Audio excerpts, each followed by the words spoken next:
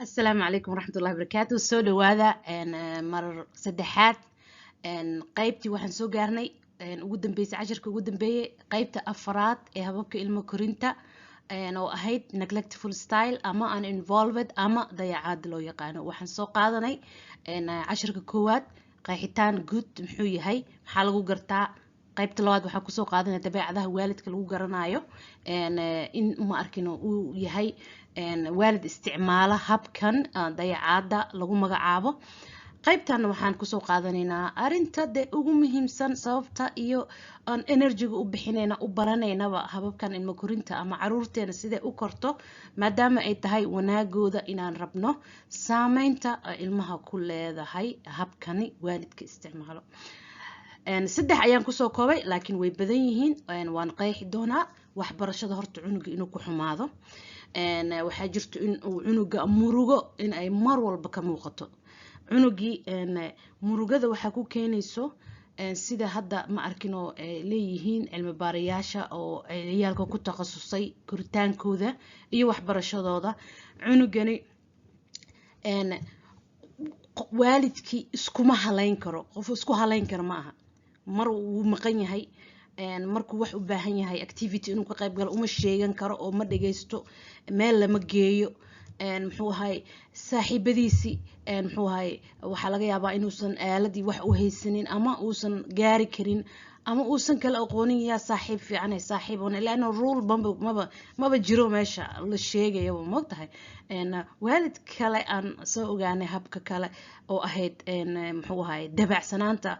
rule lama dejiyo, laakiin waa ogyihiin inuu rule jiro. waxay ku leeyihiin xataa rule ma jiro, iska soco camal. hadda laakiin qofkani ama waalidkan waxaa waa dayacaada. rule horta xisaabta maba ugu jirto. cunuga cunto iyo jiifa la siinayaa, qalaas dee horaa loo sii soconaya.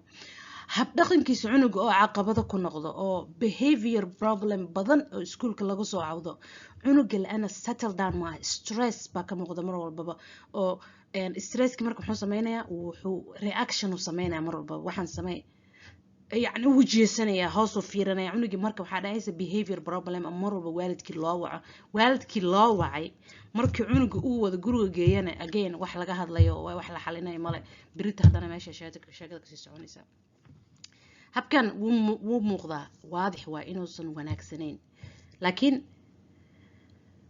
markii lagu arko cunugaada inuu duuf leeyahay, cunugaada inuusan waxbarashadiisa isku habeysnayn, boorsadiisa waxyaabaha ku dhex jiray oo bishii hore ahaa ama 2 bilood ka hor ahayd warqadii ku jirtay haddii lagu arko, hadduu sii yaryahay, hadduusan nadiif iyo ahayn, meel walba laga baarayaa.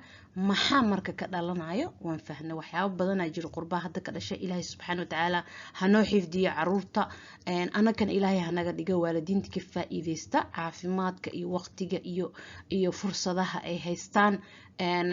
muxuu ahay lacag baan leeyahay ama lacag ma lihi, muxuu ahay excuse ma aha.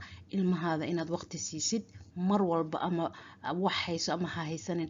ilmahaada mar walba waxaa waaye lacag uma baahna, adig ku baahan yihiin. intaas insha Allah taala ilaahay hana fahansiiyo, maadaama ay yihiin dee badbaadadeena na badbaadinayso insha Allah taala. waxaan idin rajeynayaa wanaag iyo khayr. korsada casharkan ayaa ugu dambeeyo, gabagabadii ayaa insha Allah taala khulaasada isugu imaan doonaa. assalaamu calaykum waraxmatullahi wabarakaatu.